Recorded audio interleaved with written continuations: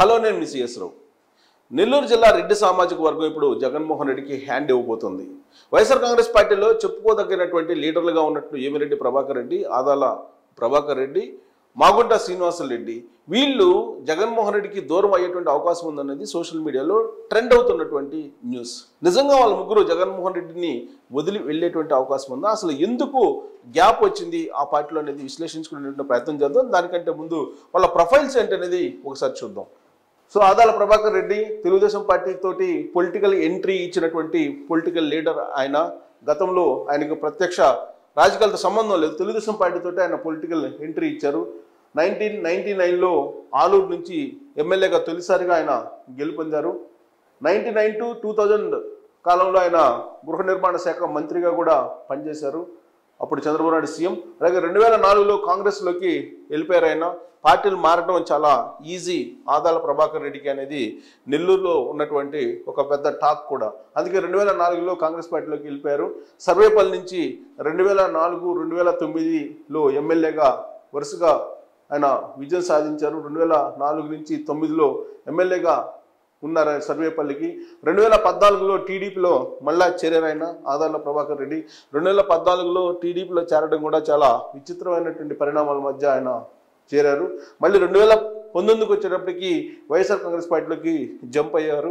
కరెక్ట్గా ఎన్నికలకి కొన్ని రోజుల ముందుగానే ఈయన వైఎస్ఆర్ కాంగ్రెస్ పార్టీలోకి వెళ్ళిపోయారు. అప్పటి వరకు చేసినటువంటి కాంట్రాక్టుల బిల్లులు చంద్రబాబు నాయుడు ప్రభుత్వం నుంచి తీసుకున్న తర్వాత ఇమీడియట్గా ఆ బిల్స్ క్లియర్ అయిన వెంటనే వైఎస్ఆర్ కాంగ్రెస్ పార్టీలోకి జంప్ అయ్యారనేది ఈయన గురించి బాగా చెప్పుకుంటూ ఉంటారు.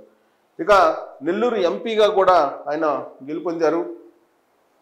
నెల్లూరు ఎంపీగా కూడా ఆదాల ప్రభాకర్ రెడ్డి చేశారు. ఇక వేమిరెడ్డి ప్రభాకర్ రెడ్డి, సో ఈయన జగన్మోహన్ రెడ్డికి అత్యంత సన్నిహితుడు, నమ్మకస్తుడు, విశ్వాసపాత్రుడు.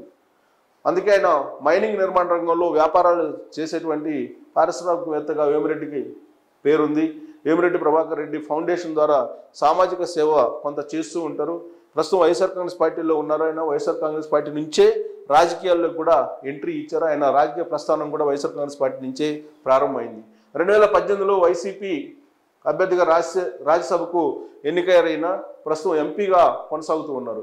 2024లో నెల్లూరు ఎంపీ సీట్ నుంచి పోటీ చేయాలి అనేటువంటి ఆలోచన, వైఎస్ఆర్ కాంగ్రెస్ పార్టీ నుంచి పోటీ చేయాలనేది ఆయన పార్టీ నుంచి ఆదేశాన్ని అందుకున్నారు. జగన్మోహన్ రెడ్డి ఇచ్చినటువంటి ఆదేశం మేరకు ఆయన నెల్లూరు ఎంపీ అభ్యర్థిగా పోటీ చేయాలి.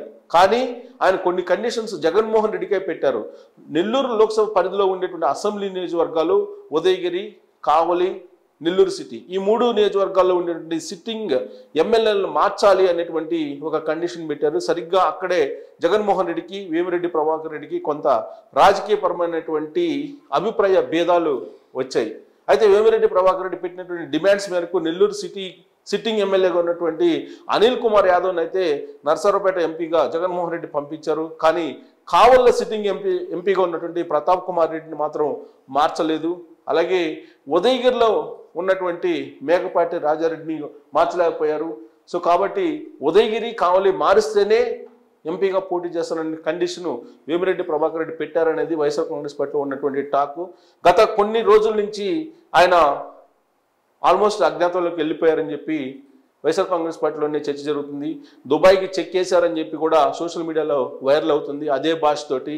సో వైఎస్ఆర్ కాంగ్రెస్ పార్టీ కానీ జగన్మోహన్ రెడ్డి కానీ ప్రస్తుతం టచ్లో లేరని తెలుస్తోంది.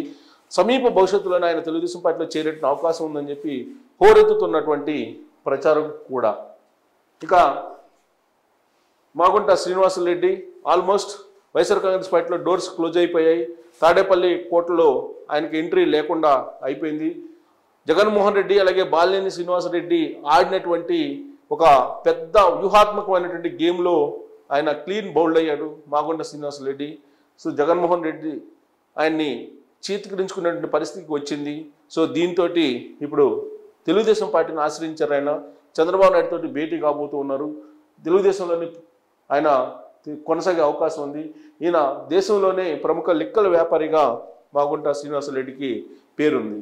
ఒంగోలు నుంచి 4 సార్లు ఎంపీ అయ్యారు. ఈయన 1998, 2004, 2009, 2019లో ఆయన ఎంపీగా గెలుపొందారు 4 సార్లు.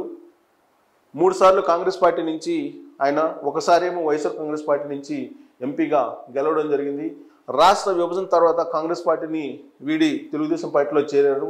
2014 ఎన్నికల్లో టీడీపీ టికెట్పై ఒంగోలు నుంచి పోటీ చేసి ఆయన ఓడిపోయారు. ఆ తర్వాత 2015లో ఎమ్మెల్సీగా తెలుగుదేశం పార్టీ ఆయనకి అవకాశం ఇచ్చింది. 2019 ఎన్నికల నాటికి మళ్ళీ ఆయన వైఎస్ఆర్ కాంగ్రెస్ పార్టీలో చేరారు. వైఎస్ఆర్ కాంగ్రెస్ పార్టీలో జంప్ అయ్యారు. సో ప్రకాశం, నెల్లూరు జిల్లాల్లో మాగుంట శ్రీనివాసరెడ్డి లేదన్నా మాగుంట ఫ్యామిలీ అంటే అందరికీ సుపరిచయం, ఆ పలుకుబడి కూడా ఉంది.